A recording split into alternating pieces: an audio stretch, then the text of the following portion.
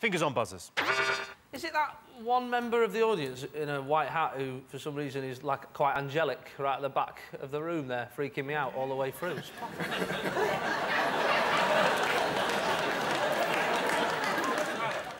Lord, do you have a message for us? We've just chosen to randomly light one member of the audience like an angel. Really well lit. Take your hat off, sir. We've got standards. Oh, no, sorry. Put it back on. I had no idea. I'm sorry. Best idea that hasn't been invented. Family-size Bing Django. That'd be good, wouldn't it? Family-size what? Bing Django. Bing Django? Yeah. Bing Django? Well, it's not been invented yet, has it? So just...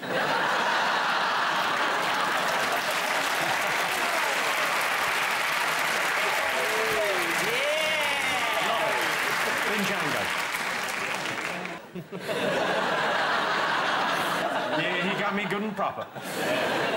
OK, best idea that hasn't been invented yet? An iPhone that works. That'd be nice. I've got one now where I've got a new one and everything, but for some reason, every time I smile, it hangs up on people. That's what I do. So basically, when I ring people, I say, don't say anything nice. I think my cheeks are big enough that I can dial numbers. So if you were having a stroke, you could probably just dial 999 automatically.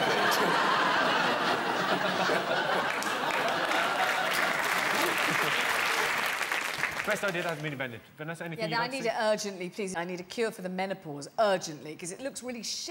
I think you just wrinkle up like a leaf and all your bits dry up, and I don't fancy it. Now, quickly, I've got about 2-3 years max. I think the cure probably is Daniel. Yes?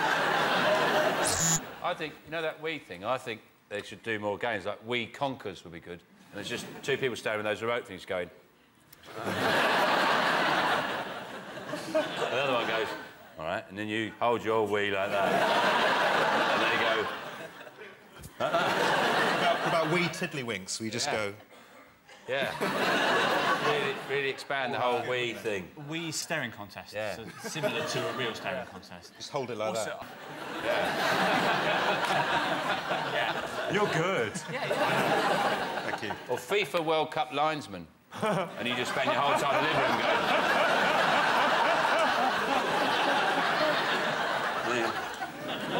You know, that's not that far away from the truth. If you played the new, like, FIFA game, you can play as one player rather than the whole team. You play as one player, but you're not in the first team straight away. So there's about 4 weeks where you're just sat on the bench just waiting for your chance. Yeah, you just sort of This is my game!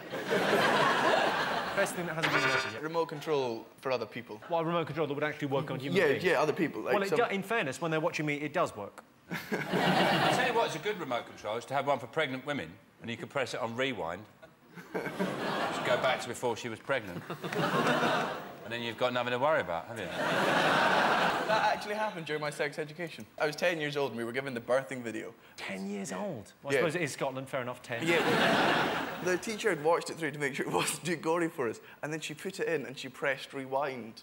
And that was our first... So basically, there was this beautiful moment of this, like, mother sitting down cradling her baby, like, her dad just in awe, and then this doctor sort of moonwalked in, picked up this child, showed it to the father as in, say goodbye, and then just rammed. Just like... I think it's high time they had savoury shampoo for men. You know, because they're always quite feminine, they're sweet things. You go, gammon, I like this.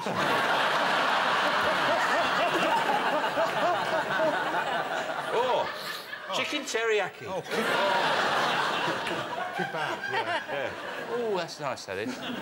Give us a clue. OK, think Star Trek. Spaceship. Stun. Oh, I know. Like being able to vapourise someone to another place. Not vapourise. Teleportation. I'll give you that. That's near enough. OK, you get the point. The best idea that hasn't been invented yet is the teleporter. If teleportation would ruin round-the-world trips, I'm off. I'm back. Sean, Biggins, Jack D, what are your favourite things about Christmas Day?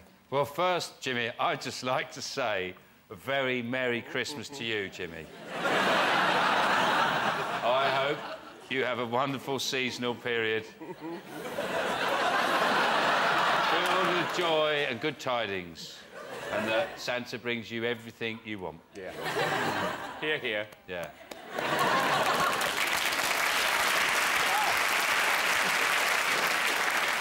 So I guess how you'll be spending Christmas. He gets visited by 3 ghosts. Yeah.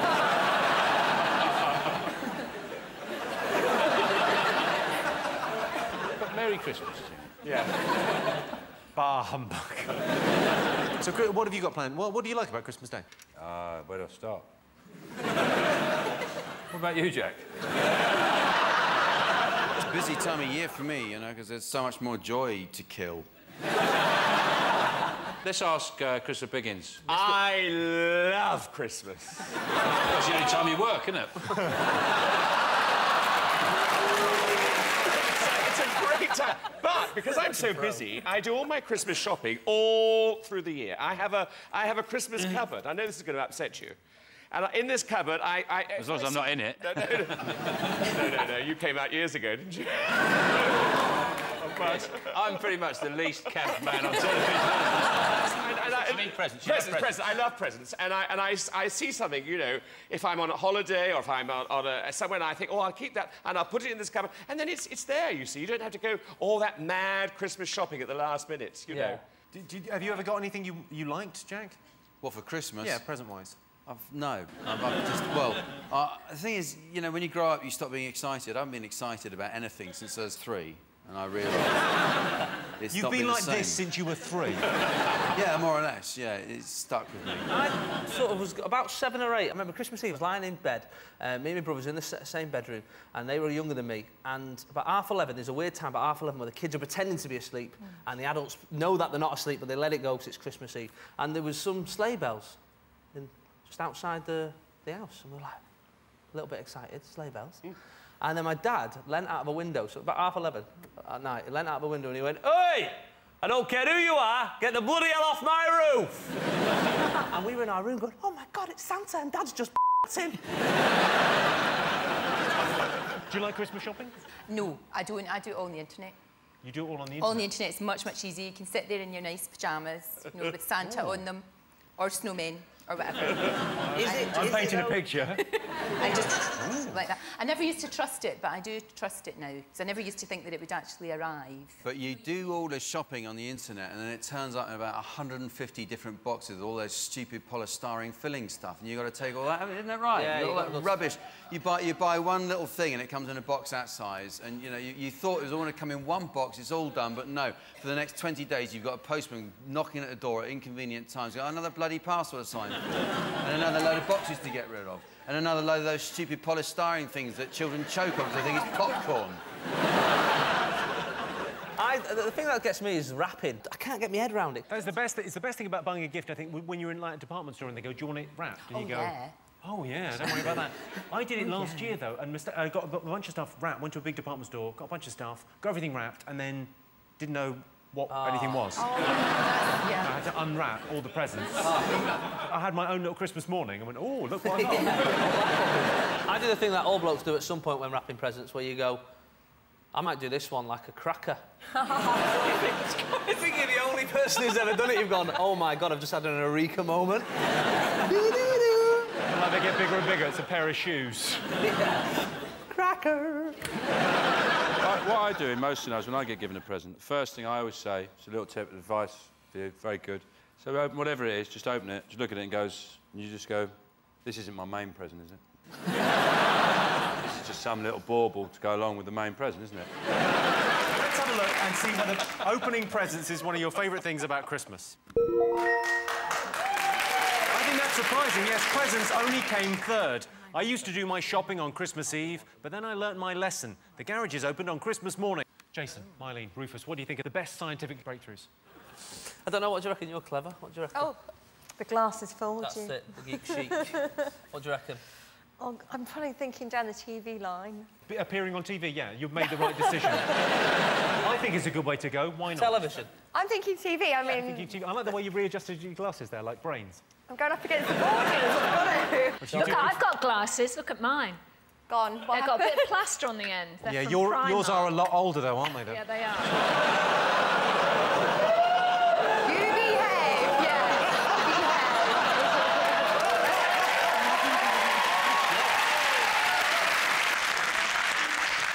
So you're going TV is the television. best ever John scientific Baird, breakthrough. television. I think my household He would invented the telly, and I reckon he's looking down now and seeing what Katie did next, thinking, was it worth it? Really? Can anyone tell the difference between TV and HD TV? They advertise HD TV on the normal telly, and they go, look how brilliant it is. You go, well, I've got a normal telly, so I can't see how brilliant it is. I can tell the difference between TV and HD, but the 3D is getting me. You know the advert in the cinema? We went to see Toy Story 3 in 3D, so we had the glasses on, and they had an advert for, like, Sky HD TV in the cinema, and they were showing all the sports stuff. Yeah. And so, and they threw the ball, like the rugby ball, they threw it through the... And it bounces out of shot, and then it bounces unexpectedly back into shot, and I spilt Coke on myself. Whoa! That isn't a good thing, to have TV that actually makes you go, ah. Do you think the TV's an amazing technological breakthrough? Television is unquestionably amazing. Like, everything I know I learnt from television.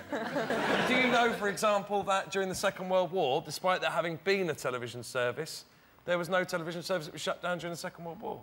That's an interesting fact. I learnt that from television. Do you know it's a shame, though. Do you know? Because they could have, they would have made some great programmes, I think, during the Second World War. Would have. Like EastEnders would definitely have been more interesting. Earrings everywhere. EastEnders, the Blitz years. How clean is your bunker? What do you think of TV? Do you watch a lot of TV, Russell? I come from a really working-class house, so TV dominated every moment. No one ever spoke. We had a TV on while we were eating, and then we built the extension when we bought our own council house. And my dad, he bought a dining room. We were at least once a day, we will assemble as a family in the dining room and watch a slightly smaller telly, which he mounted on the wall. My fella, he's put a TV in the bath. What's that all about? Put a TV in the bath? Suicide bit, that's right. It's the last place it should go. Over my bath, you know those little trays you have over a bath? I've got a little hob. I can cook stuff. That's nice. I've got floating salt and pepper. I quite like that, dining in the bath. It's nice, That's a great idea. Because it doesn't matter about crumbs. You know, you just wash yourself down. I can get ketchup all over myself. Doesn't matter. I'm in the bath. I think more important, I think a more significant invention is the remote control. Because before the remote control, people had bigger families, so they always had someone to turn the television over. The remote control also operates like the conch in Lord of the Flies. You know who the most powerful person is in any situation by knowing who has the remote control. There's people watching this at home going, yeah, that's me. My wife does this thing where when she tidies up, she'll put the place where the remotes go is near the telly. That's what she does. My girlfriend puts the remote on top of the telly because she's an idiot. Yes. Doesn't go there. That's the last place it needs to be. I don't mind that. I have mine on a bit of elastic. What? Attached to the television, so I take it, and I've changed the programme over, and I let go and go, boom, smack, back on the telly. Doesn't it break the screen? Yeah. I don't really think stuff through, Carol.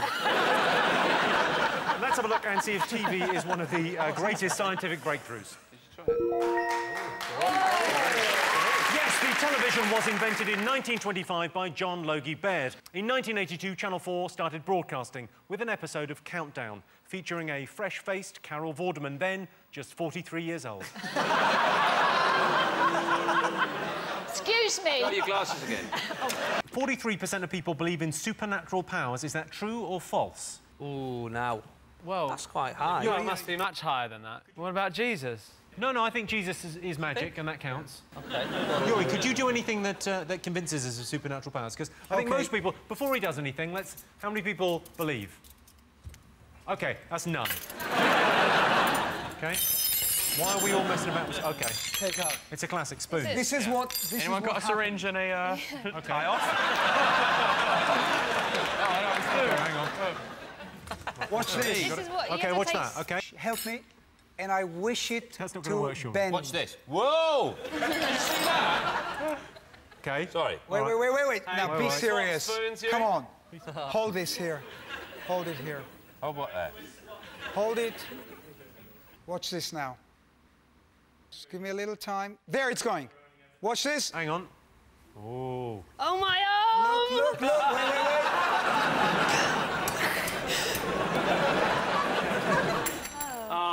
is bull. Look at mine. And my shoe came off. Does every cycle... Look at this. Ah, Jim lad. The other thing that I was going to suggest was, because obviously people are watching this at home. Is there anything amazing you could do for people at home?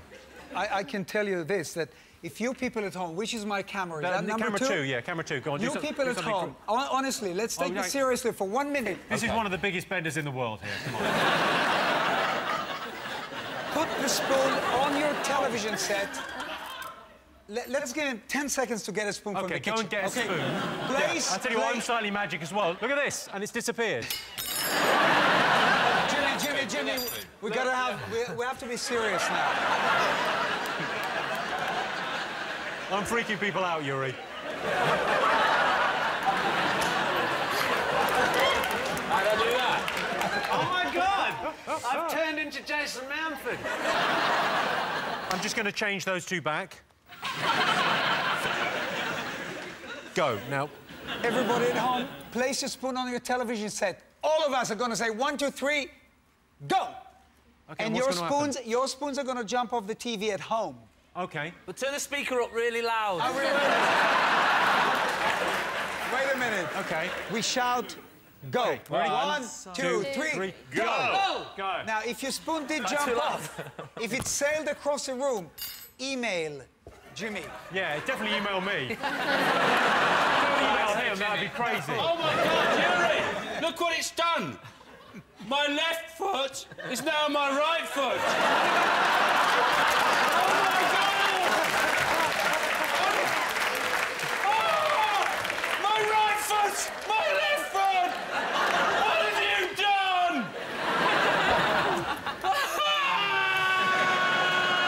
Stop being skeptical. Why? There will be thousands of people who will email Jimmy. Yeah. My God, my spoon jumped off the TV, sailed across the room. One of those people one day might be the wife.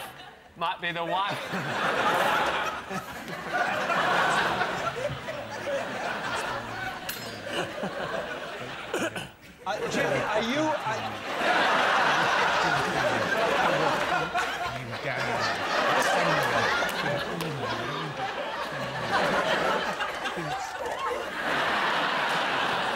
OK, so back to the question. 43% of people believe in supernatural powers. True or false? What do you think, Jason? Go for the answer. I would go... True, I think that's all. I think 43%'s all right. Yeah. You think true? What do you think? False. I think it's less than that. OK, I can tell you that the answer is... true. Woo! Oh, lovely. Yeah. If I had the power to bend spoons with my mind, I know what I'd do. Something much better with my time. What else have people been talking about, Jason? The unions are threatening to go on strike altogether. So it's sort of a return to the 1970s, isn't it? Yeah, I suppose so. But the Chancellor says he needs to find £83 billion from somewhere, and I thought, well, has he tried cutting out some of those coupons in the magazines? They soon add up, you know, those savings. Like 25% off Trident, stuff like that, you know what I mean? Christian, you're a doctor, and there's loads of cuts happening in the NHS. Do you think doctors will go out on strike? No, we've never been on strike, ever. We're on call 24 hours a day. Someone falls down in the street in front of you, you've got to be there, haven't you? You're never... Laughing. So...